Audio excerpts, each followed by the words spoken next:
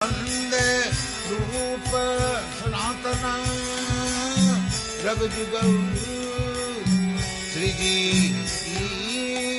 भगो पालक।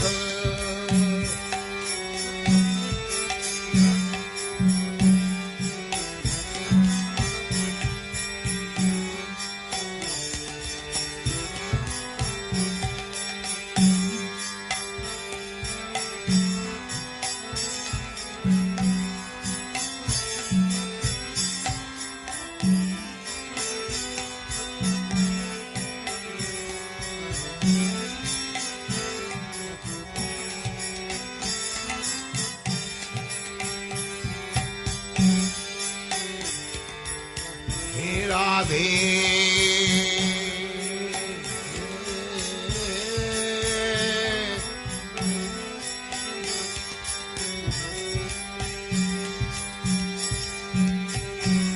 हे राधे ब्रज देवी के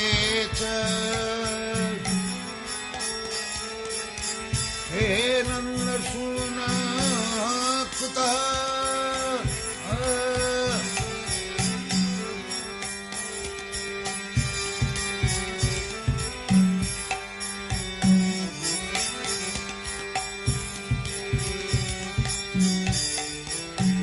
राधे ब्रज देवी के चललिते हे नंद सुनकुतः श्री गोवर्धन पादपतले कालिंदी वने तः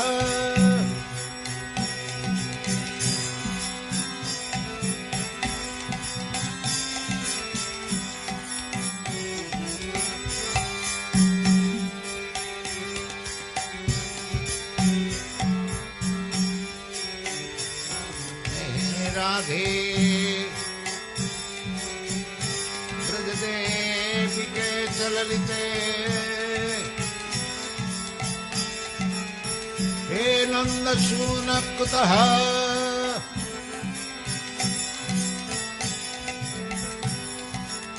श्री गोवर्धन पादपतले कालिंदी वने कुतः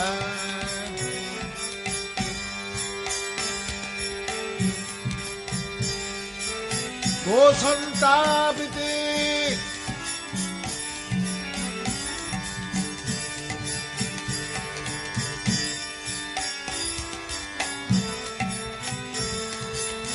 वो संतापिते सर्वतो ब्रजपुरे खेदई बिरुबलौ वंदे रूप सनातन रघुजुगौ श्रीजी पालक।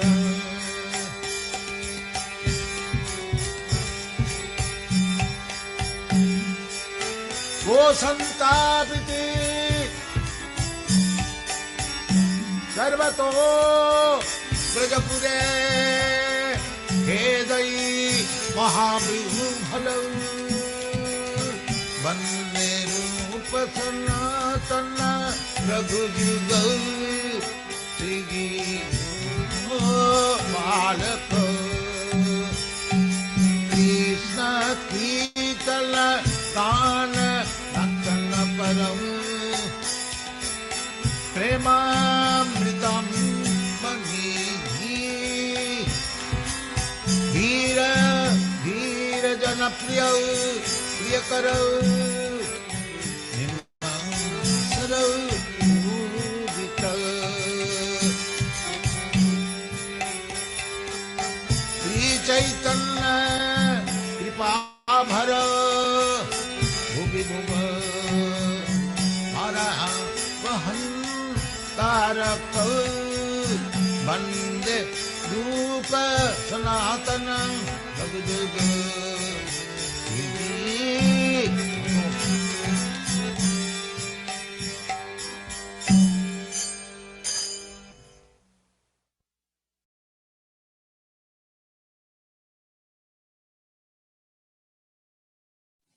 Hare Krishna, good evening.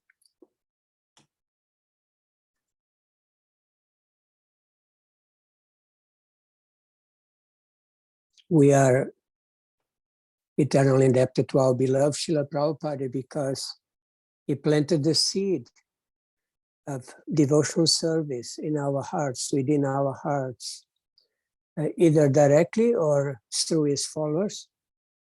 And by this great mercy now we are able to practicing this wonderful science to attain loving devotion for Lord Krishna, to make our lives perfect. Namaum Vishnu Padaya Krishna Prestaya Bhutale Shrimati Bhaktivedanta Swami iti namine.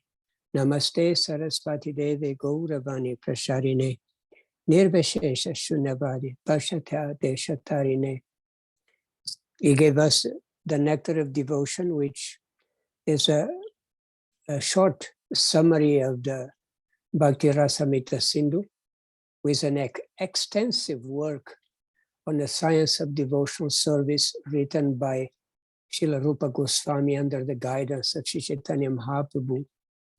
Sri Chaitanya Manobhistam Stapitam Yena Bhutale Svayam Rupa Kadamayam Dadati Swapadantikam. Srila Rupa Goswami and the other five Goswamis, they wrote so many books on the science of loving devotion to Krishna to help us, the conditioned souls of Kali Yuga, to understand this science very well, so we can develop the proper faith to practice it and to really attain a state where we can start relishing that loving devotion to Krishna. It may take a while, but the science is there, the process is there, given in a very clear, very, very detailed manner. And Sri Chaitanya Mahaprabhu is the original teacher of the science of loving devotion, because he's the combined form of Shri Radha and Krishna, who are the highest manifestation of love of God. Lord Chaitanya Mahaprabhu came particularly to relish this loving devotion in a mood of a servant, in a mood of a devotee, to teach us how wonderful is this loving devotion to. So he distributed this to all of us through either directly or through his followers like the six Goswamis and the great acharyas, Srila Prabhupada, and our spiritual masters continuing. And you will continue to distributing this science. Nana Shastra Vicharane Kanipuno Sadharma Samstapako Lokanam Hitakarino Tribhuvane Manyo Sharyana Karo Radha Krishna Padara Vinda Bhajana Nandena Mataliko Bande Rupa Sanatano Raghuyugo Sri Jiva Gopalako Bande Rupa Sanatano Raghuyugo Sri Jiva Gopalako. We offer our respectful obeisance unto the six Goswamis, namely Sri Rupa Goswami, Sri Sanatana Goswami, Sri Raghunatha Bhatta Goswami, Sri Raghunatha Dasa Goswami, Sri Jiva Goswami, and Sri Gopala Bhatta Goswami, who are very expert in scrutinizingly studying all the revealed scriptures with the aim of establishing eternal religious principles for the benefit of all human beings. Thus they are all honored all over the three worlds, and they are worth taking shelter of, because they are absorbed in the mood of the gopis and are engaged in the transcendental loving service of Radha and Krishna. And again, and again, and again, we go through the meaning or what is the definition of what is pure devotional service. Anya bilashita shunyam jnana karmadi anavritam anukulyena Krishna nu shilanam bhakti rutama. Okay, Kishori Radha, without reading the translation of this. Without reading. Without reading. If you don't memorize this, you're gonna mistaken yourself while doing devotional service. You may think you are doing pure devotional service, but you may not be if you don't know this definition. This is essential, it's crucial, because remember, we don't want to attain anything less than pure love of Krishna. Unless you're satisfied just to be there in Braja and take prasad every day, it's okay. You can stay there for billions of years, but you're going to suffer birth, death, old age, and disease, even though you may come back and continue doing some devotional service and take nice prasad. And you don't know what kind of prasad you're going to have in a billion of years. So better get out as soon as possible. So you have to understand pure devotional service. Yeah. The participants. Kamala Radhika, can you tell us what is pure devotional service?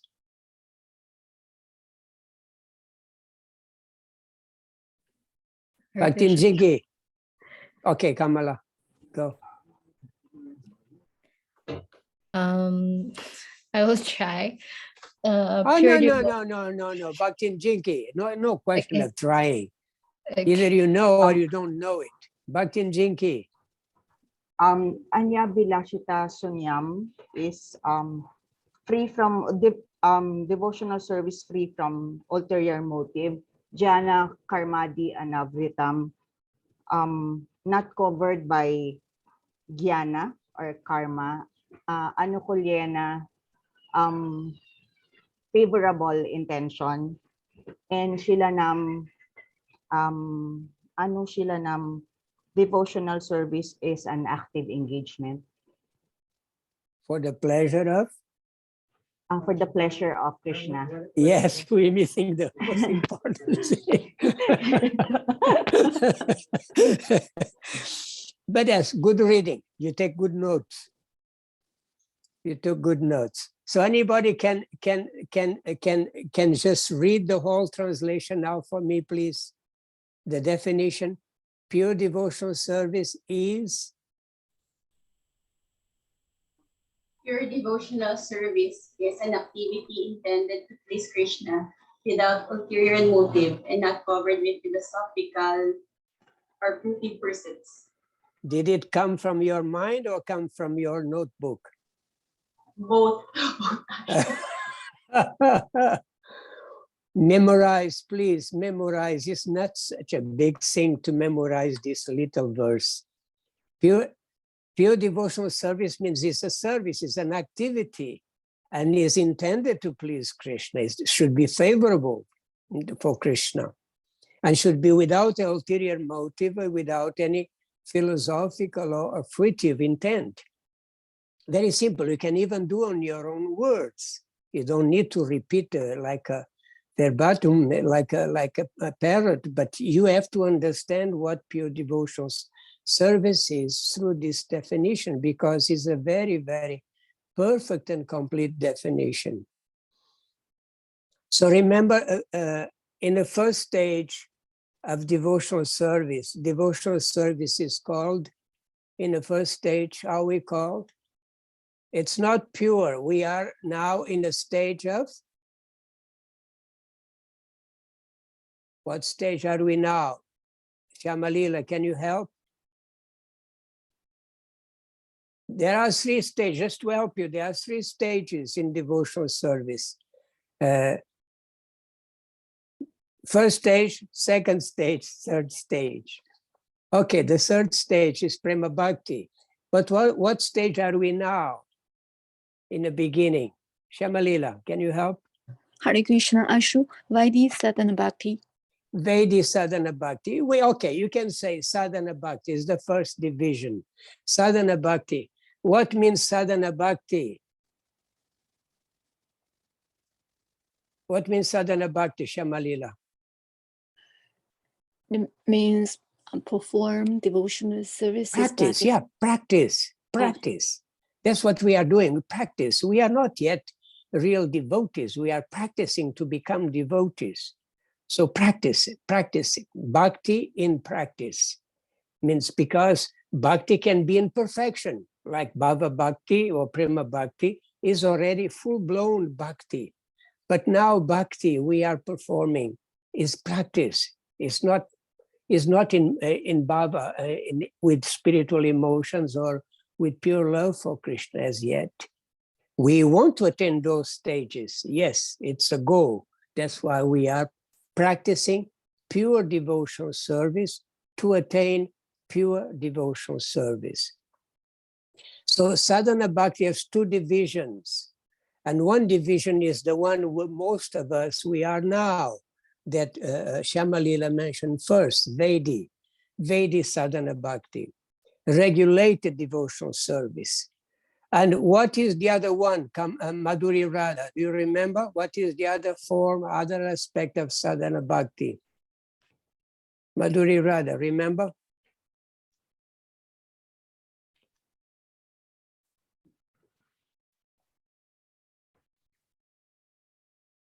Jana, what is the other division of sadhana bhakti?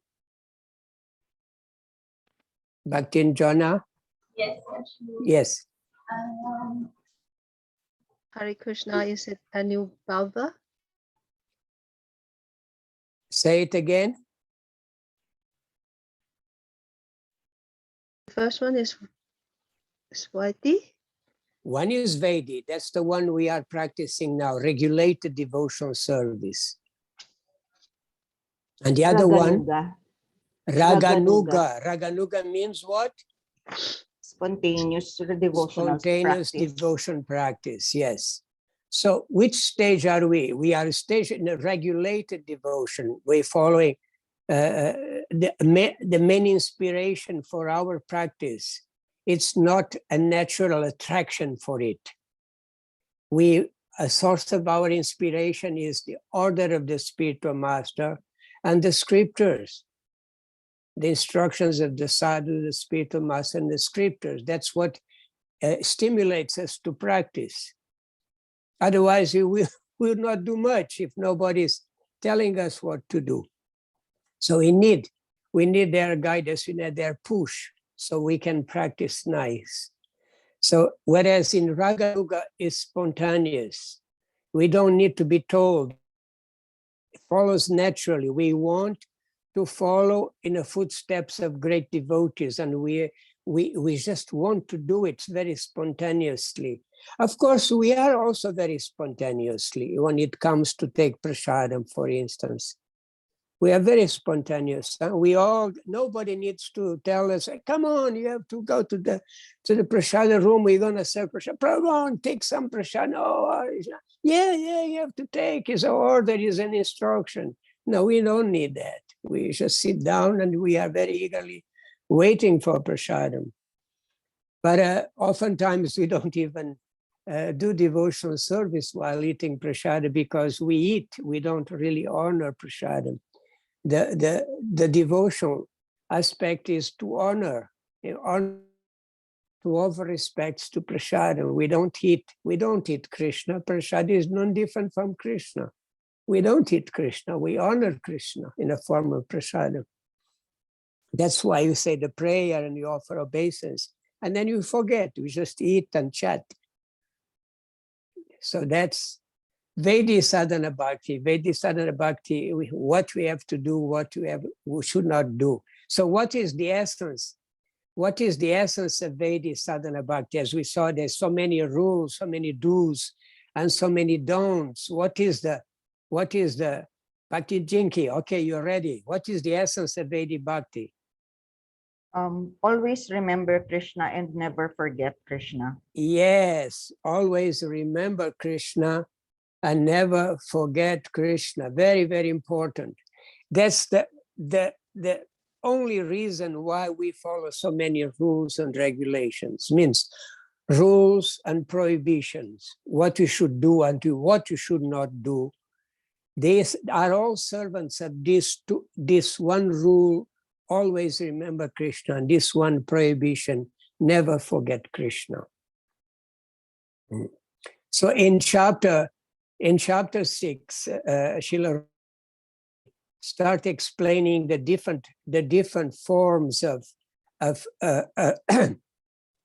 of devotional service, and different rules and regulations are mentioned there. And in chapter 7, he starts explaining one by one. And after that, we saw that there were 64 items of sadhana bhakti. Wow, that's a lot. And the first 20 were of primary importance, remember? And we studied already the first 10 activities that we should accept. So these activities that you should accept are meant for what? In the essence of Vedic sadhana bhakti, what they are meant for. Madhuri Radha, why we have to accept all these activities? Madhuri Radha. Hare Krishna. Why we have to do these activities? These activities positive action to elevate our bhakti practice. Is meant to, in between the two, always remember Krishna and never forget Krishna. Where are these first 10 items meant for? The positive ones, what we should do, are meant for what? We have to accept. In this, I always remember Krishna, never forget Krishna. These 10 items are meant for what?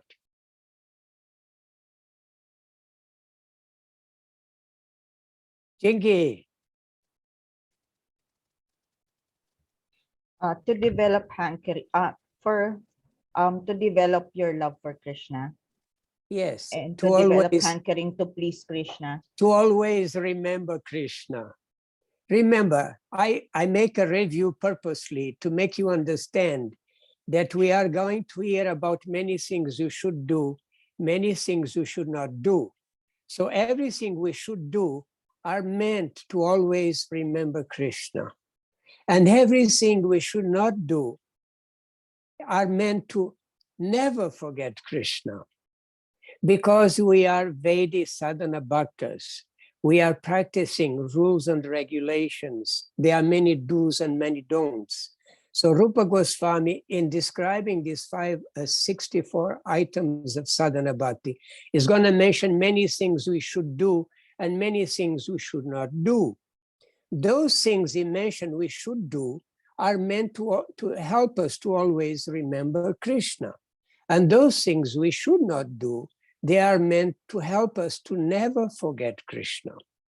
Because the goal of life, the goal of sadhana is to fix the mind on Krishna, means always remember Krishna. And if you remember Krishna at the time of leaving our bodies, we have good chances to go back to Krishna, or at least take birth in a family of devotees and continue our devotional service. If you don't remember Krishna, then we don't know where we go. We go according to our remembrance at the time of death. So it's very important that we train ourselves to always remember Krishna. So items, everything that we should do, we should accept, are meant to always remember Krishna. And all things that we should not accept, we should not do, they are meant to help us to never forget Krishna. Remember this all the time, because it's the stage we are in now, Vedic sadhana bhakti. We cannot jump to other higher stage unless we accomplish this Vedic sadhana bhakti as well as possible.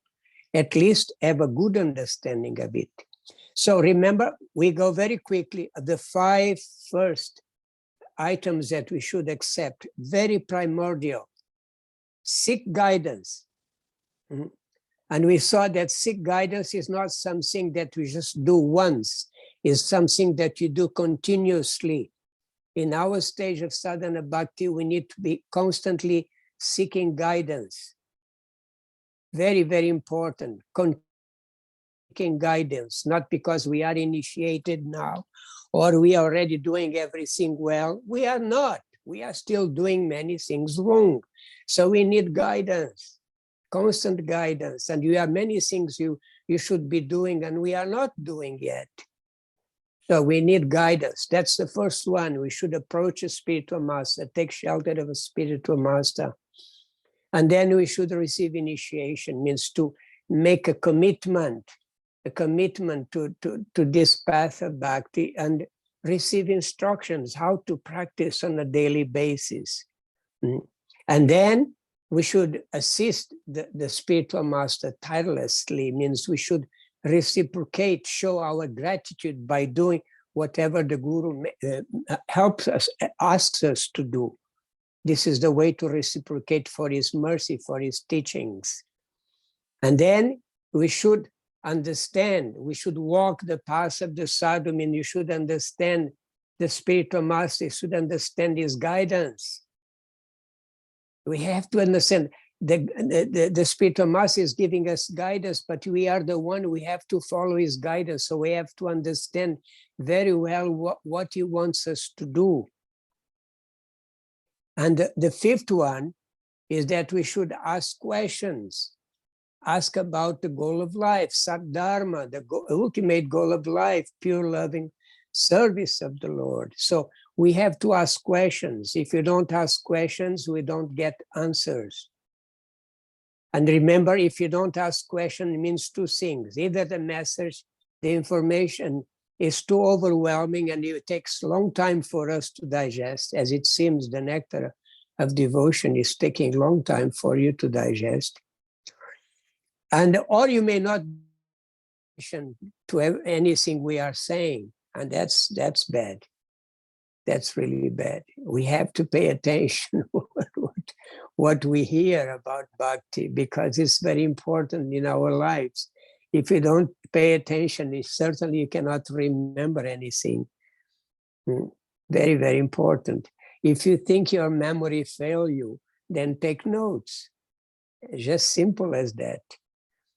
Don't pretend you are smart, that you can have a memory of an elephant, that you can remain forever, because you don't. So forget, take notes.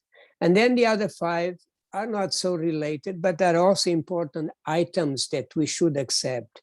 Sacrifice for Krishna's sake, to make some voluntary sacrifice, like we have been sacrificing our time to be here now. I think you could be doing something else, but we are there, so you are very kind to join the session. Or we take time to chant our rounds, take time to do so many services. So it's very important. And this is all meant for Krishna's pleasure. We should live in a sacred place, like devotees live in Braja, or we create a sacred environment, it's just by having a room with a nice altar, or a corner of the house, of the room, if you don't have much space. Whatever space you have, put a nice altar with the pictures of Panchatattva, Nishingadev, and the disciple succession, and you create a spiritual environment. We should be moderate, means you should be honest. You should not give up things that eventually we will feel disappointed and we feel taking them back. This is very embarrassing. So don't give up things that actually you need for now. And another meaning is that we should not practice more than we can really practice regularly, because sadhana has to be done regularly. So don't start accepting too many things. Oh, I'm going to chant 64 rounds now, very bravely, and we do for 2 or 3 days, and then we drop it because it's too much. Don't make things like that. Don't give up things that you still need, and don't take too much in your sadhana, more than you can accomplish. Of course, if you are initiated, you have a minimum sadhana you have to accept and you have to do, but you can always increase, but increase as much as you are able to continue doing in a regular basis. And we should observe Krishna's holidays. Very soon you're going to have Gaura Purnima. So very important holidays is an opportunity to do extra service, to hear more, to do more practical service, go to the kitchen to cook a big feast for the Lord. And then we heard the 10th to be respectful. Very important to be respectful, special to sacred entities like Banyan Tree, Tulasi Devi, the demigods. We don't need to worship them, but be respectful. To be respectful to the Brahmana, special the Brahmana Vaishnavas, and even to the cows. Yes, we should be respect. If you have a respectful attitude, remember, if you have a respectful attitude, then very naturally you can develop a bhakti attitude. If you are disrespectful, then it's very difficult to practice bhakti. But this, even in our ordinary dealings, you should be always very respectful to others. Very, very important. So these were the first 10 items that we should accept, meant to help us to always remember Krishna. Now we are going to see from 11 to 20, Nivritti, activities that you should reject, what they are meant for. Why we have to learn about these activities to reject, what is the ultimate purpose? Kishori Radha, I know you are eager to answer. Never forget Krishna. Never forget Krishna. Wow, so nice. Thank you. Thank you. Thank you. Never forget Krishna. Yes. So activities to accept are activities that help us to always remember Krishna. Activities that we should reject, we should not do, are meant to help us to never forget Krishna. Remember, that's the whole goal. We are not just following rules or regulations for the sake of following them nice. No, rules and regulations are not by themselves. They don't do anything unless you really try to always remember Krishna, never forget him. Then the rules and regulations are useful. And our goal is to always remember Krishna, never forget him. So activities to remember, to reject. And the first one of the activities to reject, and the last one, they have to do with association. So the first is avoid non-devotee association. Yes, as we should avoid touching fire. Exactly. Avoid non-devotee association. Oops, what that means. This means that we don't become close to those who hate the person we want to love. Pay attention to this. Don't become close with those who hate the person you want to love. Who is the person you want to love? Anyone? Who is the person you want to love? Krishna. And why? What is the result of loving Krishna? When you really love Krishna, what happens? Kamala, can you continue? When you really develop love for Krishna, then what happens? You feel happy. You feel happy? Yes, certainly. Very, very happy. Yeah. And then we love? Love devotees. Love devotee. We love everyone, actually. We love everyone. We love every living entity because they're all creatures of the Lord. Yes. But here we are in practice. We don't have yet love. So we have to be careful to not become close to those who hate Krishna. This person here is a very great preacher. His name is Richard Dawkins. Perhaps you heard about him. He's a very powerful preacher of atheism. He really, if you would we be so intense as he is in preaching atheism, and you should be as eager to preach about Krishna consciousness, we would make a big impact in the society, because he really creates a big impact in the minds of people. And you see, as his t-shirt, very special t-shirt, religion together we can find the cure. Means religion is a disease in his mind. God is a disease. It's just a concept, an idea. There's no such a thing as God, and there is no need of such a thing as a religion. It's just a disease. So 2 words we find here in this statement. Don't become close to those who hate the person you want to love. Close and hate. 2 very important words. This does not mean that we should, when you go out in the street, we should stay away from these karmis because they may affect us.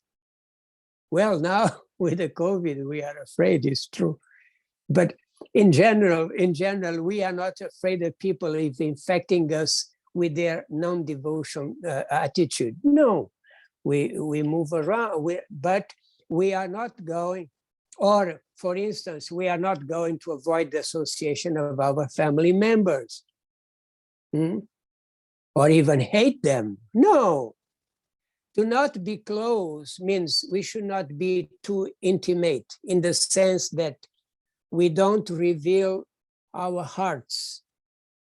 We don't reveal our confidential feelings about what we have now in terms of devotion to Krishna. We don't reveal to people who are not interested in Krishna consciousness, even if they are our close family members. Yes, we can have a normal talk with them, love them, but don't share your intimate attraction for Krishna if they are not interested. If they are not interested, because they may even blaspheme Krishna, say something that is very unpleasant. So sometimes it's better even to not say anything, to not make them make any offense. So we have to be very careful. If they are open, yes, we should preach to them. Otherwise, just have a normal conversation, a normal relationship, but don't be too close, but don't hate anyone. We don't hate anyone. This is the last one. We will see later more in detail. We don't tolerate insults of our beloved.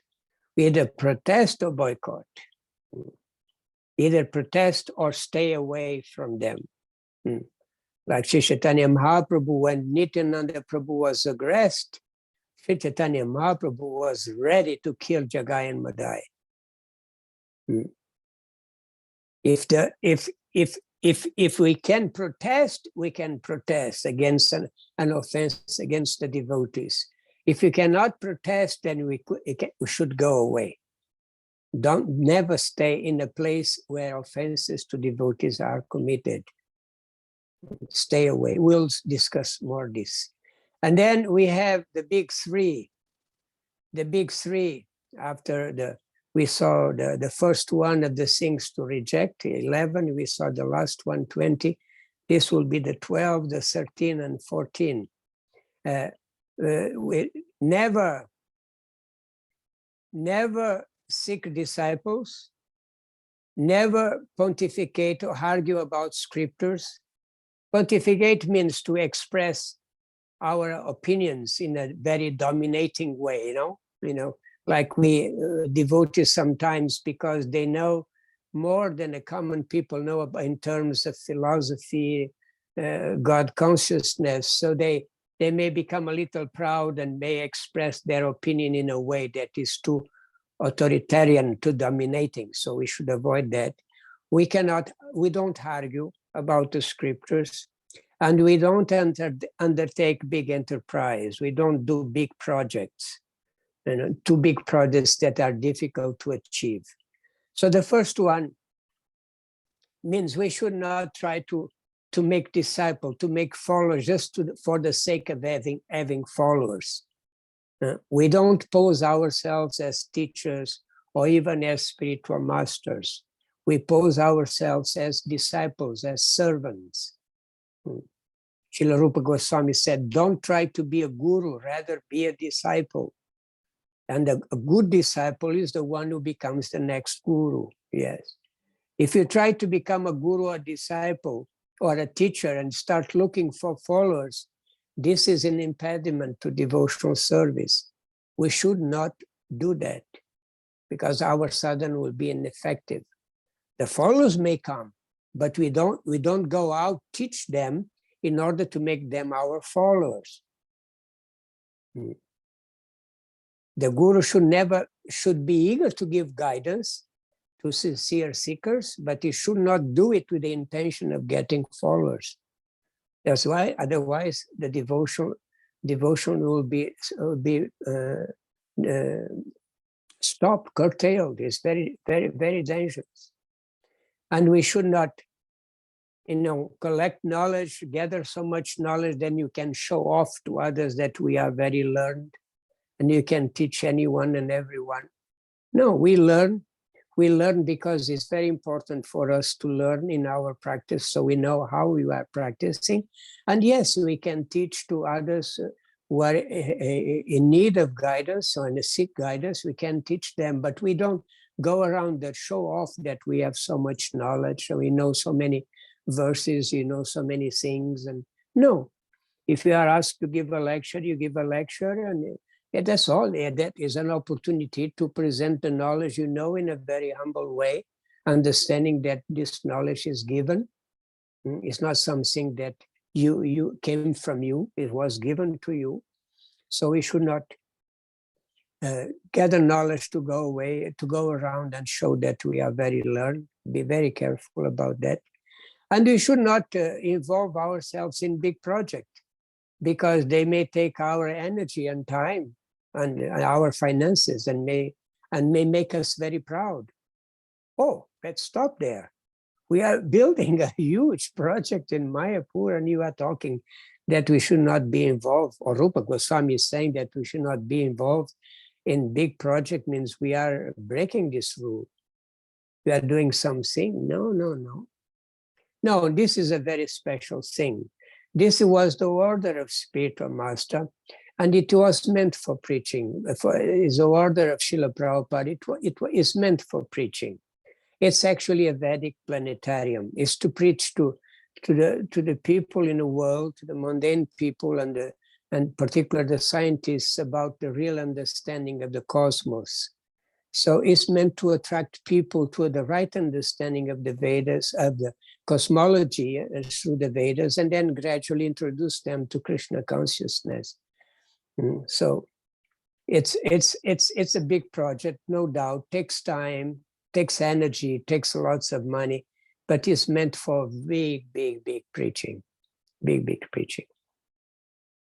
Like now, Yogu Maharaj is renovating the temple, and it was so costly to make it in the beginning. Now you have to renovate again because things were not done properly. So it's very costly and takes a lot of energy and time, but it's necessary because then people come, to this remote place and you see this, beautiful temple, this beautiful deities, they feel so attracted.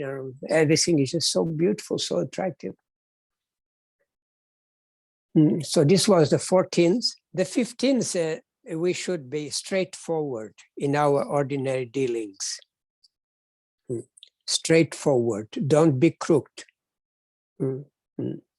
Don't cheat. It's not proper. You have to be very honest in our dealings with others. Very honest. If you are not honest in our dealings with others, we'll be dishonest in our practice. We'll pretend being something that we are not. Very, very careful about honesty in our dealings. And 16, failure and depression. Yes, there will be always failures. It's not that everything will go always smooth as we desire. In life, there is always failure, but we should not feel overwhelmed by our failure and become depressed. No, because depression takes away our enthusiasm to practice bhakti and does not give pleasure to Krishna. So we should avoid being depressed when we fail. Accept failure as a pillar of success. It's something that we can learn. We can learn from our failure how to do better next time. It's a lesson. So we can learn a lot. That's why they said failure is the pillar of success. Everybody, even in material enterprises, people fail so many times, but people don't give up, and then eventually they become successful. So the more is for our practice of bhakti. We should never be depressed because sometimes we fail, or many times we fail, because we are going to fail many times, but we have to stand up again and keep doing things, trying to do things nice.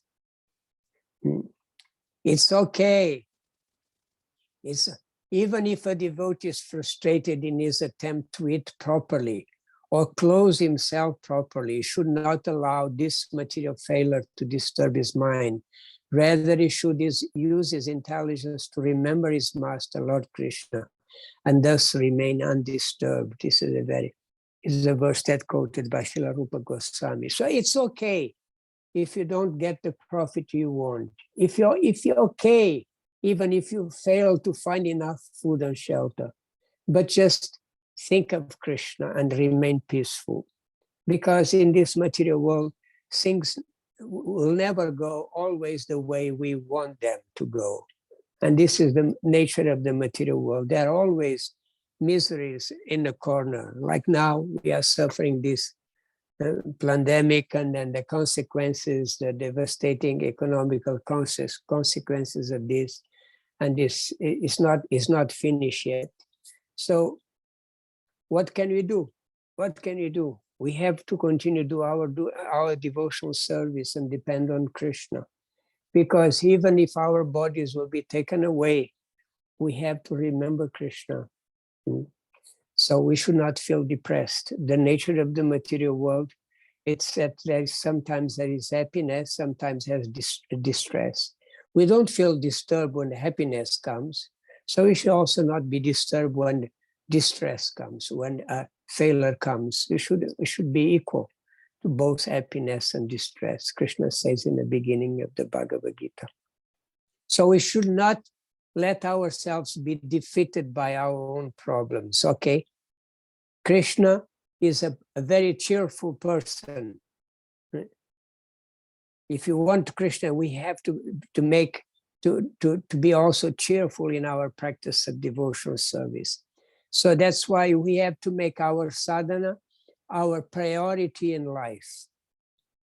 Because sadhana is what's going to bring us to the perfection of devotion. And in perfection of devotion, then we will not fail anymore. Our lives become perfect.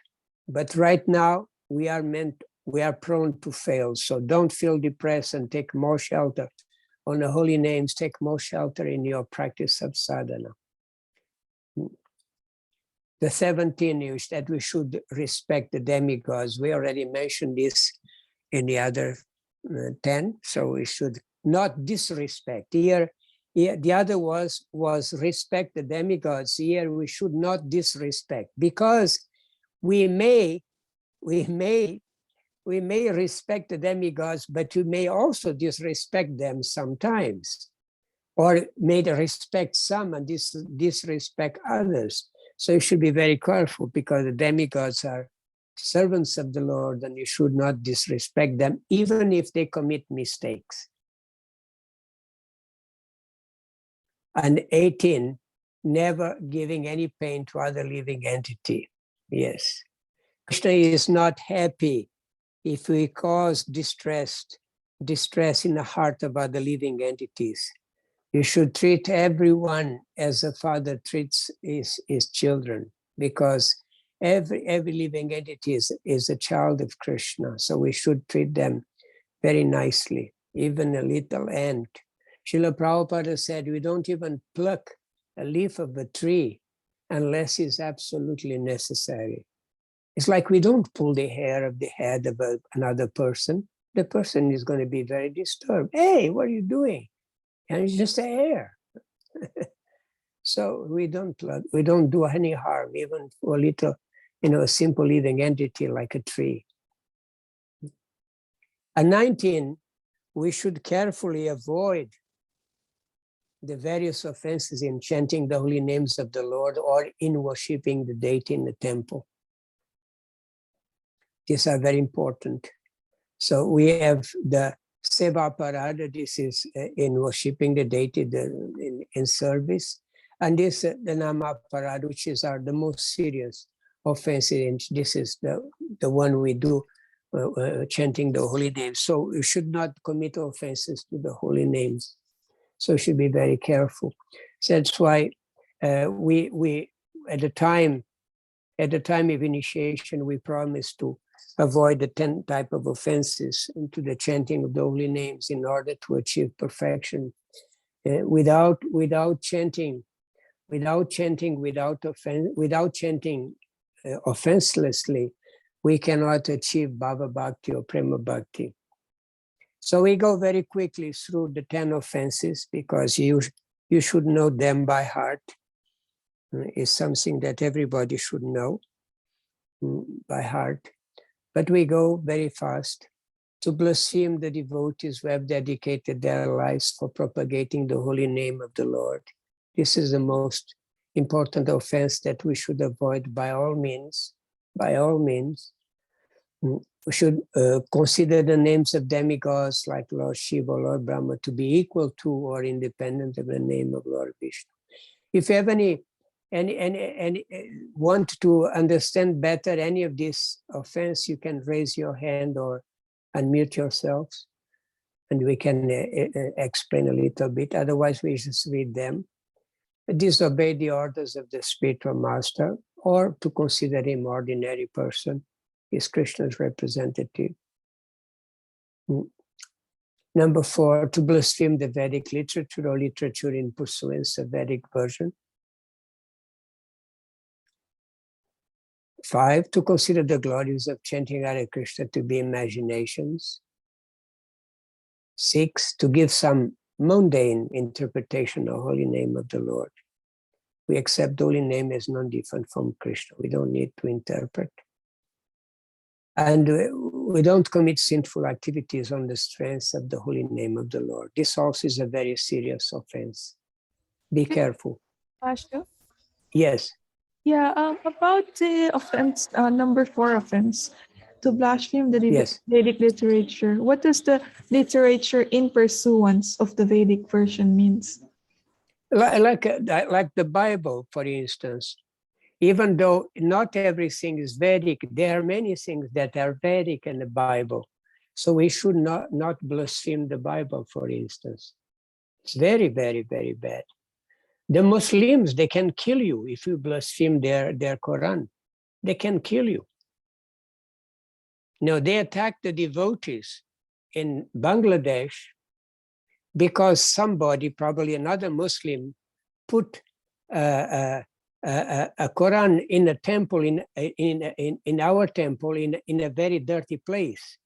And some Muslim came there and he saw that. Other Muslims came there, saw that, and he thought that was done by us. And they burned the temple. And some devotees were even killed, just to see how dangerous. So yes, any literature that follows the Vedas, like the Puranas, is a literature in pursuance of the Vedas. Mahabharata is in pursuance of Vedic version. The Ramayana is also a literature in pursuance of the Vedas. The Vedas are 4, and then everything else is just literature that is written by great sages in pursuance of the Vedic version. So anything that is based on the Vedas, knowledge that is originally from the Vedas should be respected. Very, very, very important. So we are should be very careful, you know. You have Muslims in the area, you have Christians, respect their scriptures. Huh? Always respect their scriptures. If you don't need to follow everything, of course, all of those things that are in the Bible and Quran, we follow naturally because we follow Krishna consciousness, really the high understanding of the Vedas. But there are certain things that we don't follow, you know, very mundane things that are there in the Bible or Quran. But we respect people who follow those things and follow those scriptures, you know, because those scriptures are in pursuance of Vedic version, even if they are not perfect. Thank you, Ashu. Any other consideration about any offense on the board? Commit sinful activities on the stress means we willingly, we commit sinful activity with the idea that after I will chant the holy names, I will not get a reaction. I will be forgiven. This is very, very, very bad. Really very bad. Very bad. It can be taken by the Yamadutas. We can go to hell for many lifetimes and you not be free from this offense. It's very, very bad. Very, very bad. Yes, we may commit wrong, sinful activities, but we should repent and you remain responsible for whatever reaction will come. We should not think, oh, anyway, then I will chant Hare Krishna and everything will be okay. Yes, we came to Krishna consciousness. We had committed many sinful activities before, and we promise now to give up the sinful activities, to follow the principles. For some reason you break the principle, don't think that by chanting it's going to be clear out. No. You break the rules, then you become liable to punishment. And accept the punishment, in whatever form it comes. That's why sometimes devotees accept, they are put in the difficulties. They think, well, because I commit offenses, now I'm in this situation. They accept. They don't stop praising the Lord. They don't stop chanting the holy names. They don't feel depressed. They accept the responsibility for their wrongdoings. This is a right attitude. But we don't commit sinful activities thinking, oh, then I'll chant and everything will be okay. No, no, no. Very, very bad. 8, to consider the chanting of Hare Krishna one of the special ritualistic activities for offering the Vedas as fruitive activities, karma kanda, is not for fruitive enjoyment. It's in the definition of devotional service. Should be without any philosophical or fruitive pursuit. It's already there in the definition of pure devotional service. We don't perform activities, we don't chant Hare Krishna to get some fruitive result. We do Harinama so people can give us a donation. 8. 9, to instruct a faithless person about the glories of the holy name. This is an offense that we risk to make if we are a preacher, because we may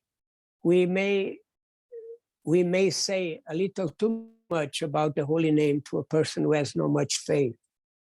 So it's a risk that the preacher takes. But the idea is that we should not speak too much about the glories of the holy name to a very, very new person or a person we encounter for the first time. We just tell them, chant this holy name is the name of the Lord, and you feel good, you feel peaceful, feel satisfied. Don't start investing and saying, yeah, if you chant the holy names, eventually you're going to attain prema bhakti, you're going to have a loving relationship with the Lord, you'll be dancing with the Lord in the rasa dance and all this. No, be careful. Be careful, because people may laugh at you and say, hey, what are you talking about? By chanting this word, I'm going to get so many. No. So we don't say too much. We don't say too much. And the last one, to not have complete faith in the chanting of the holy name and to maintain material attachment even after understanding so many instructions on this matter. To maintain. Yes, we have material attachment. We come to Krishna consciousness with thousands of material attachments. But if you keep maintaining them, saying it's okay, it's not a big deal, then we cannot advance in our chanting. Our chant remains offensive.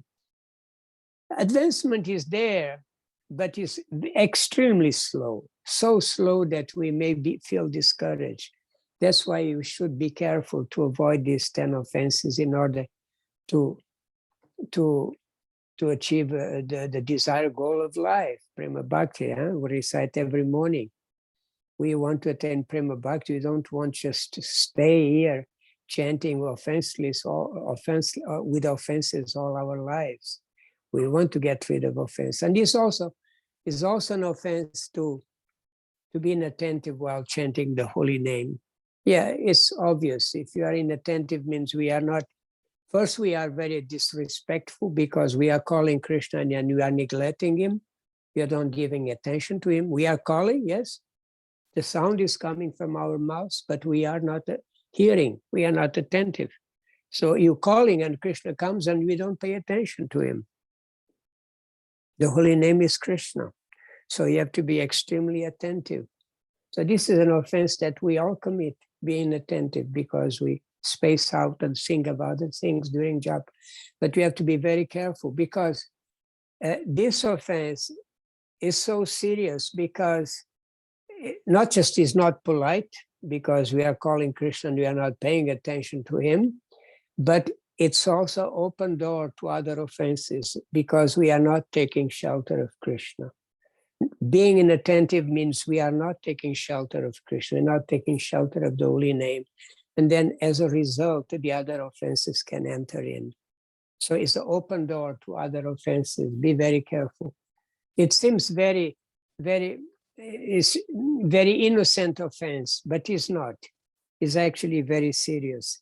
So really strive for very attentive japa. It's very, very important. Do whatever is necessary to be very attentive while we're chanting. Very, very. Really force yourselves, do whatever is necessary to be very attentive. Very important. So these are the nama parads. And we're gonna then, the next session, we're gonna start going through the different offenses to the seva paradas, the deity worship, different, not just deity worship per se, but living, doing different services related to deity worship, like cooking, all these, many different types of activities we do that we may not do very careful. So we're gonna go through, it's quite a vast list of offenses, but we go through them quite quickly just to have a fairly understanding of those offenses. Are not as serious as the offenses to the holy names, because the holy names is the most important item of devotional service, but they are also very important to be careful about. Very important, because we want to create an environment within our hearts that is conducive to bhakti. So any offense, any wrong behavior does not allow us, our hearts, to come to the mode of goodness. We remain affected by the mode of passion and ignorance. Our anarthas remain, so it will be very difficult for the holy name to sit in our hearts, for Krishna to sit in our hearts, because it's not clean. So we should be very careful as far as possible. So the 10 offenses to the holy name, that's a must.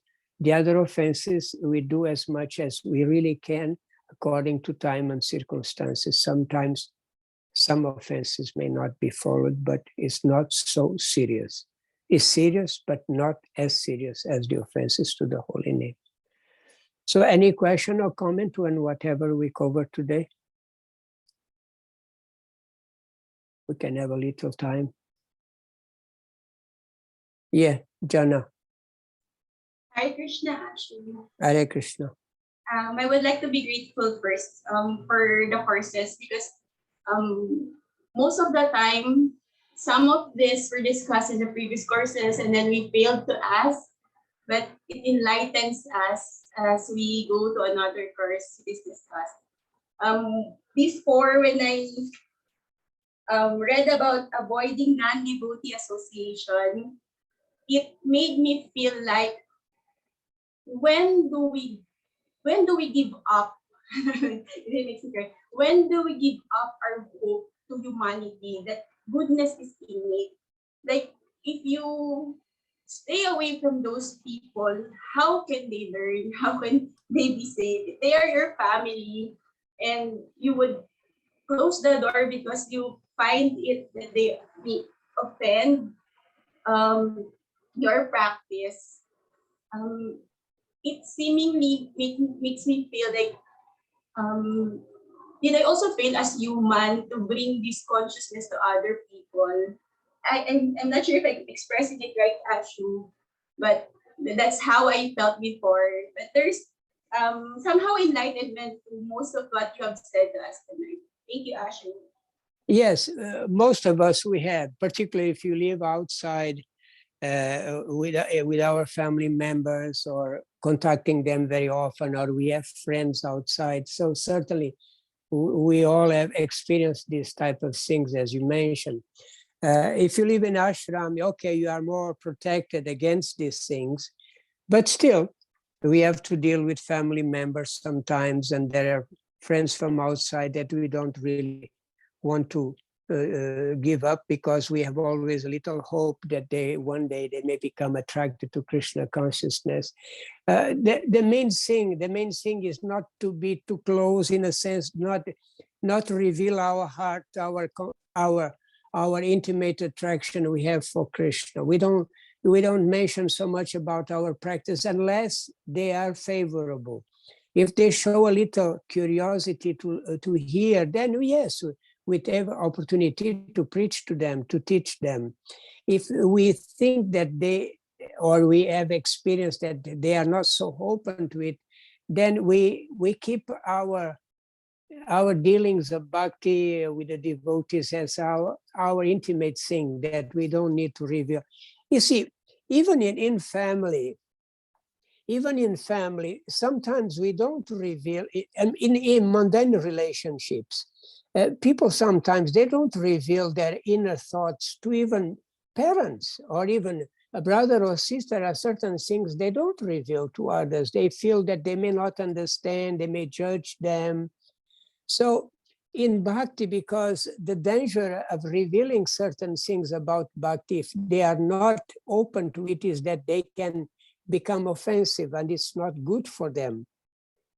And so we can have a normal talk, but we know that it's just to keep a mundane relationship going on. But we know mundane relationships, they have a beginning and they have a end.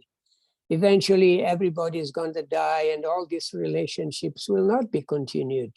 Or even without dying, sometimes, a friend or family member goes away and then we don't hear about them anymore, or the relationship becomes very far away.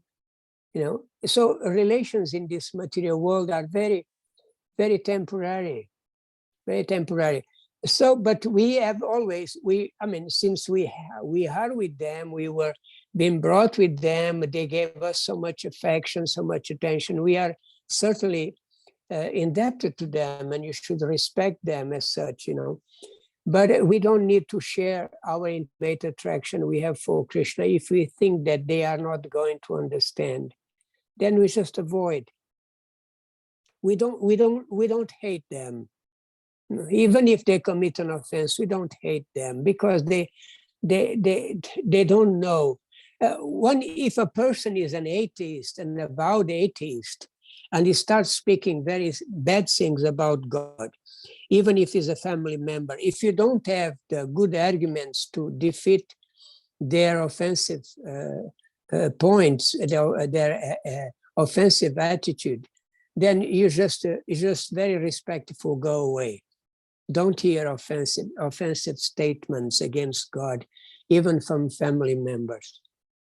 Just very respectful, says, sorry, but I prefer not to hear that. And nobody is gonna feel it's wrong. If you don't want to hear, it's your choice. So be careful about that, particularly. See if they are avowed atheists and they speak bluntly against God, then stay away from those discussions. In a very quietly and very nice manner, just move away from that type of discussion. Go away. Don't get involved on that unless you have good arguments to convince them that they are wrong. And then in that case, it's good to say, it's nice to give a shot and try. And sometimes we can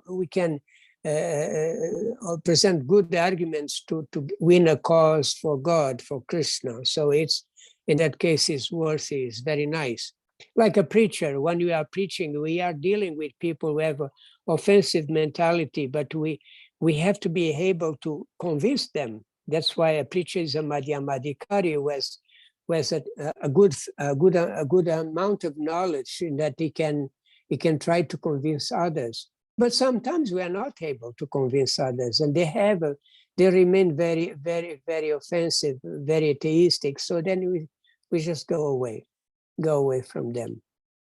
We don't stay. But with family members, yes, it's more delicate because we may live with them, all this. So just keep your secret, your intimate attraction to Krishna and the devotees as your secret that you don't need to reveal to them, but deal with them in a normal way as we always have been doing. We don't need to put too much our heart in those relationships, knowing that eventually they're going to break anyway. We do nice. We try to be kind and be very loving, very affectionate, but we put our hearts in our relationship with Krishna and Krishna's devotees, because this is to build up eternal relationships, durable relationships. Other relationships, they come and go. They come and go. So yes, this is my 3 cents of advice on this matter. Thank you, Ashu. Hare Krishna. Any other question or comment?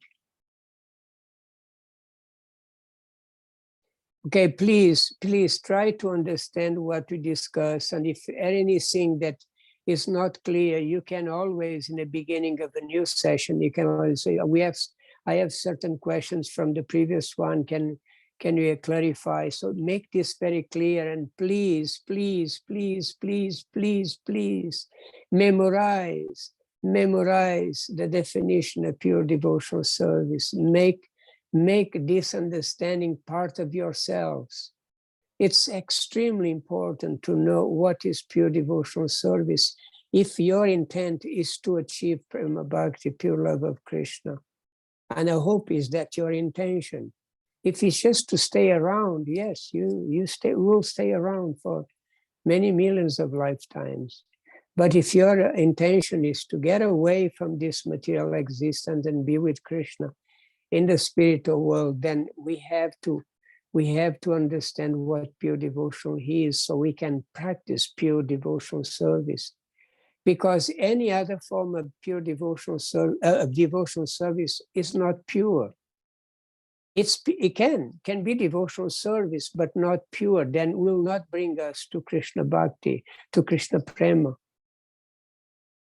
So we want to have a loving relationship with Krishna. We don't want just to be free from material existence, free from suffering. These are byproducts of our efforts in our attainment of devotion, pure devotional service. Natural liberation comes.